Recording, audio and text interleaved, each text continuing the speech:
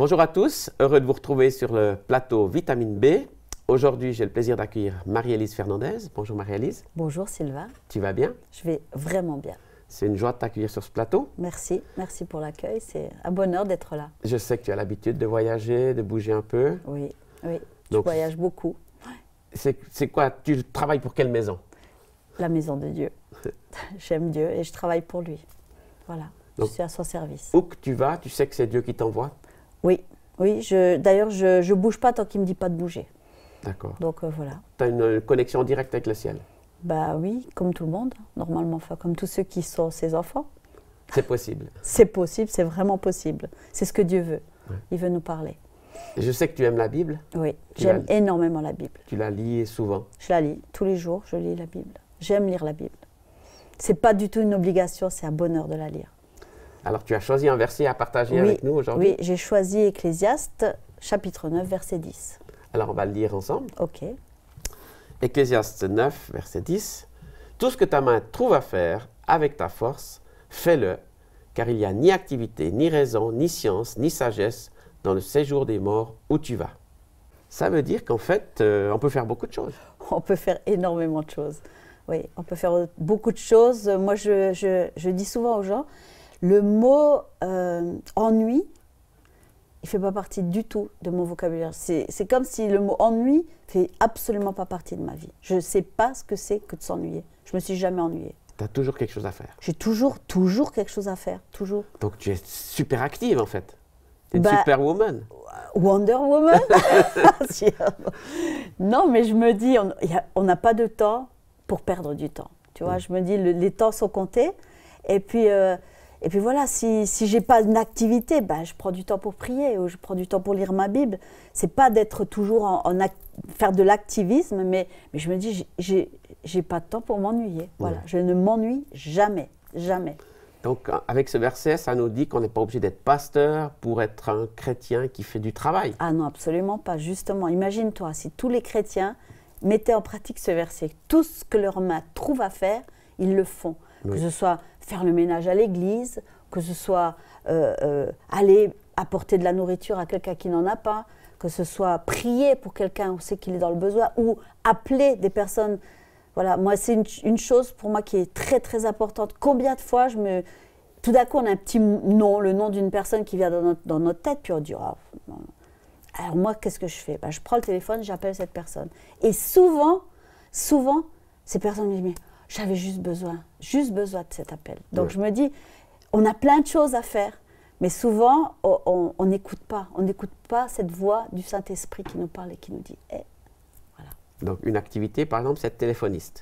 Téléphoniste. J'aime appeler des gens. Ouais. Et puis, j'aime les encourager avec le téléphone. Ouais. Enfin, c'est un moyen extraordinaire qu'on a. On n'est pas obligé d'être sur place parce qu'on ne peut pas toujours être sur place. Et on peut appeler plusieurs personnes et bénir plein de personnes en même temps. Et ça, je trouve que c'est extraordinaire. Une autre activité, je crois que c'est la cuisine. La cuisine. Ah oui, j'aime énormément cuisiner. Ouais. Pourquoi j'aime cuisiner? Ben parce que quand je vois les gens manger, ça me donne du plaisir. Ça me donne du plaisir de cuisiner pour des gens que j'aime et puis pour des gens que je ne connais pas. J'aime cuisiner et voilà, donner ce bonheur à des personnes qui aiment manger. Ou peut-être il y a même des gens des fois qui n'aiment pas manger, et ben, du coup ils aiment manger. Voilà. Parce que ça veut dire que tu ne fais pas juste des repas pour ta famille en fait. Ah non, d'ailleurs c'est rare que je fasse des repas que pour ma famille. On a beaucoup de monde qui passe à la maison. Et puis dans notre église, on fait aussi beaucoup de repas, beaucoup d'agapes, des moments où on se réunit pour manger ensemble. On est très souvent ensemble pour manger. Ça fait vraiment du bien. Ouais. Une autre activité, c'est de distribuer des choses à des gens qui sont dans le besoin. Oui. C'est les cartons du cœur en fait. Oui, en fait, quand je rencontre quelqu'un qui est dans le besoin, il y a des gens maintenant qui n'ont plus rien à manger. Alors, on a un ami qui a une possibilité d'avoir de la nourriture. Donc, je l'appelle, je lui dis, écoute, voilà, il n'y a personne. J'y vais, je prends ma camionnette, je remplis parce que du coup, je pense à plein d'autres personnes qui ont besoin et je remplis. Et puis, alors là, c'est le bonheur total de voir, ils soufflent, quoi. Ils soufflent parce qu'ils auront à manger, parce que leurs enfants auront à manger, puis c'est merveilleux. Donc, c'est un évangile très concret. C'est un évangile, l'évangile, c'est concret. Parce que quand Jésus dit le jour où vous m'avez donné à manger, vous avez donné à manger aux plus petits, c'est à moi que vous l'avez fait. Vous avez donné à boire, c'est à moi que vous l'avez fait. Vous avez visité un malade, c'est moi que vous avez visité ou un prisonnier. Et je me dis, voilà, c'est ça l'évangile. C'est ça l'évangile. Tu visites aussi les malades? Je visite beaucoup de malades. Dans les hôpitaux? Oui, dès qu'on sait qu'il y a quelqu'un qui est malade de l'église, on va le visiter. Mais du coup, comme ils sont souvent deux dans la chambre, ben on a l'occasion de pouvoir apporter de la vie. J'ai emmené aussi, on a un jeune guitariste dans notre église qui joue du flamenco, je l'ai emmené à l'hôpital avec moi. Et puis il jouait dans les chambres d'hôpitaux et c'était la folie, c'était le bonheur total. Ça amène de la vie, c'est merveilleux. Et toi aussi tu chantes? Bah, je chante. Tu vas chanter partout? Ouais, je chante. Je chante pas top du top, mais je chante. Voilà. C'est une activité comme une autre. On a créé une chorale gospel et on chante dans les maisons de retraite et c'est merveilleux, merveilleux. Parce qu'on se dit que c'est cet endroit-là, justement, où souvent il n'y a plus d'espoir. Et là, quand on chante, on voit toutes ces personnes âgées, leur visage qui s'illumine, ils chantent, ils tapent dans les mains, il y en a qui se lèvent et qui dansent. Bah, qu'est-ce qu'il y a de mieux? Voilà. Et même le personnel de ces hôpitaux? Oui, souvent le personnel. Ah ben oui, parce que du coup, quand tu vois, ils sont tellement heureux, parce qu'il y a des gens qui font vraiment, ils ont une vocation pour ça. Et quand tu vois ces personnes âgées qui sont seules, où il n'y a pas de vie, pas de joie, ben quand nous on arrive, ils se disent waouh! Et à la fin, ils viennent nous féliciter. Quand est-ce que vous revenez? Donc, c'est vraiment génial. C'est vraiment chouette. Il y a peut-être d'autres choses que tu fais encore? Alors, oui, j'aime énormément aussi m'occuper d'enfants. Donc, dès que je peux, je fais, dans le cadre de l'église, j'ai un petit groupe d'enfants et je m'occupe d'eux. J'essaie de les encourager, j'essaie de les faire parler. Je me rends compte à quel point les enfants ont besoin de parler et à quel point ils ne sont pas beaucoup écoutés. Donc, j'essaie d'être une oreille attentive pour tous ces enfants, ces adolescents. Leur dire, si vous avez besoin de parler, je suis là. Et je me dis, s'il y avait plein de monde qui était là, des grandes oreilles, tu vois, pour prendre du temps, écouter, pas être sur le téléphone, mais juste là pour ces enfants, waouh, ça changerait beaucoup de choses. Et puis, ils sont ouverts à ce que tu leur apportes, finalement. Oui, ils sont vraiment ouverts. Et puis, rien que le fait que tu les écoutes et qu'ils sentent qu'ils ont de l'importance, ils s'ouvrent, puis ils partagent leurs peines, ils partagent les luttes, les combats qu'ils ont dans les écoles.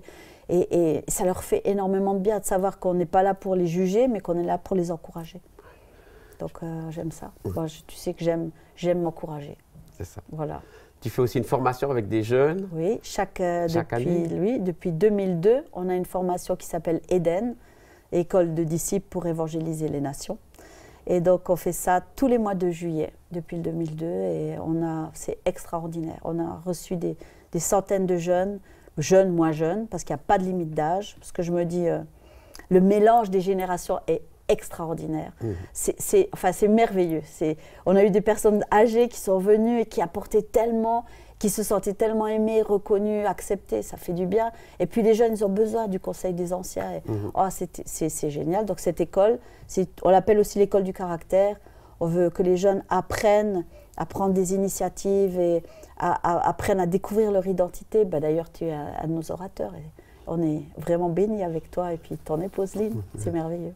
Et puis, vous lisez beaucoup la Bible, alors? Alors, dans cette école, c'est basé d'abord sur la parole de Dieu. On veut que les jeunes apprennent à lire la Bible. Parce qu'on se rend compte qu'ils ne la lisent pas. Et puis, si tu ne lis pas la Bible, si tu ne connais pas les versets, tu vois, quand la tempête, la tentation elle arrive, qu'est-ce que tu vas faire? Donc, on a besoin de connaître la Bible. Donc, ce qu'on désire, c'est que ces jeunes, ils soient armés pour quand les attaques ou les tentations vont venir, ils puissent dire, comme Jésus l'a dit, à Satan, voilà, tu peux résister avec un verset. Donc c'est une arme pour toi, la Bible. Une arme puissante. Je ne peux pas imaginer ma vie sans la parole de Dieu. Et des fois, je me dis, si un jour on me la prend, il faut que j'apprenne des versets. Voilà, c'est ce que je vois dans l'Église persécutée. Ouais. Et avec le temps, tu en connais des versets? Oui, avec le temps, j'en connais. Ouais. J'aime la parole de Dieu. Il y en a qui sortent comme ça naturellement, sans que tu aies besoin de la lire. Tout à fait, tout à fait. Et d'ailleurs, souvent, quand j'ai un moment difficile, rien que le fait de dire un verset, il faut savoir que c'est un livre vivant. Donc, quand tu dis un verset, ça a un effet, ça provoque quelque chose. Et donc, j'encourage les gens à lire la Bible. C'est puissant. C'est pas un peu de la superstition, des fois? Pas du tout. Non, pas du tout. Dans la Bible, il n'y a rien de superstitieux là-dedans. Quand tu déclares quelque chose, c'est comme si le ciel il s'ouvre. Il y a quelque chose qui se passe. Ouais. Ben, c'est Dieu qui a tout créé, donc voilà. Donc tu t'ennuies jamais? Je ne m'ennuie jamais et tout ce que ma main trouve à faire, je le fais. Même la Bible n'est pas ennuyeuse pour toi? Ah non, non, non, non, non, non. Les gens diraient c'est quand même un peu long, difficile, compliqué. Ah bah écoute, je sais pas, mais moi, quand je lis la Bible, chaque fois que je lis la Bible, il y a quelque chose qui me parle. Ça me parle, c'est... Voilà, je l'ai dit, je le redis, c'est un livre, c'est vivant. Dieu dit que c'est sa parole, mais c'est vraiment une parole, c'est quelqu'un qui te parle, quoi. Oui, c'est ça, Dieu tu l'apprends comme quelqu'un qui te parle. Oui, c'est comme quelqu'un qui me parle. Pour moi, c'est Dieu. Quand je l'ouvre, j'ai dit, waouh, Dieu, qu'est-ce que tu vas me dire? Et Dieu me parle. Dieu me parle, même si c'est dans les généalogies, des fois il me parlait. Tu vois, donc voilà, je me dis, c'est génial. Oui. Et c'est ça que tu partages finalement. C'est ça ce que je partage. Et c'est ça, on encourage donc ces jeunes à aimer la parole de Dieu. Et on a vu vraiment, à la fin du mois, on voit les jeunes qui ont envie de lire la Bible. Et ça, c'est notre plus grand bonheur de voir ça. Mon mari, c'était un amoureux de la parole de Dieu.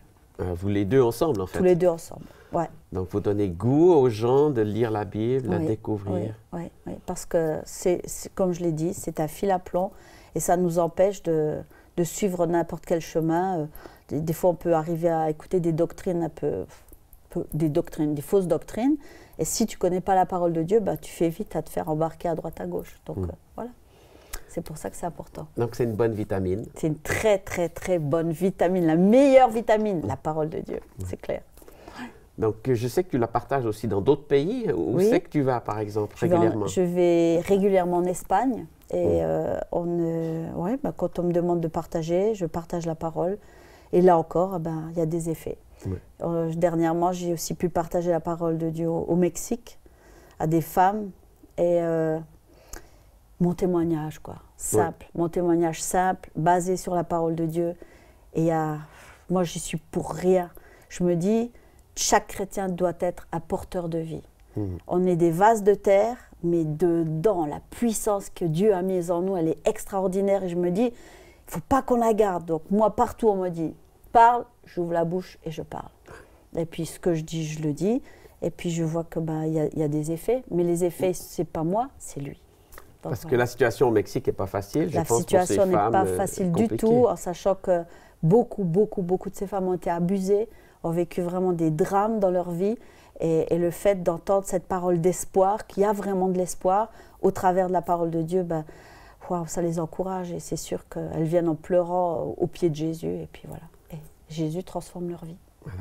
Donc tu es un peu un intermédiaire. Ouais, j'essaie d'être, comme j'aime bien dire ça, porteuse de vie. Juste un vase. Voilà, le vase, la vie de Dieu, elle est en toi. Et puis il faut juste que tu laisses couler cette vie. Ça passe toujours par ta bouche? Ça passe par ma bouche et par mes bras. Ouais. J'aime serrer les bras, les gens dans mes bras. J'aime faire des hugs. Et tout le monde est à l'aise avec ça? Oh oui. J'ai encore jamais... Ouais, il y a des fois peut-être des gens qui sont un peu raides, mais après, ils se déraidissent. Ça n'existe pas, mais c'est pas grave. Ils se déraidissent, voilà. Parce que tu partages quelque chose qui vient de toi? Oui, parce qu'un jour, il y a quelqu'un qui m'a dit, tu sais, Marie, tes bras... tes mains, tes bras, c'est le prolongement du cœur de Dieu. Et cette phrase, elle m'a vraiment bouleversée. Et je me dis, je veux pas hésiter à prendre quelqu'un dans mes bras et qu'il puisse sentir cet amour que Dieu est là pour lui. Parce qu'il y a plein de gens qui ont juste besoin de sentir que Dieu les aime. Ouais. Voilà. Merci beaucoup, Marie, pour ce partage. C'était un plaisir. Merci beaucoup de me permettre de partager. C'est super encourageant. Et puis, c'est ce qu'on a envie de dire à tout le monde. Hein. Finalement, on a envie de vous dire à tous, tout ce que ta main trouve à faire, fais-le. Vous êtes aussi capable de faire des choses. Hein. Il n'y a pas que toi ou moi. Tout à fait, tout à fait. C'est pour tous. C'est pour tout le monde de servir Dieu avec ce qu'on a reçu, par la cuisine, par le téléphone, par l'accueil, par un travail, n'importe quel travail. Et on aimerait vous encourager à vous accrocher à Dieu, à lire la Bible, à vous laisser inspirer, à laisser Dieu vous parler. Au revoir et au plaisir de vous retrouver pour une prochaine émission Vitamine B.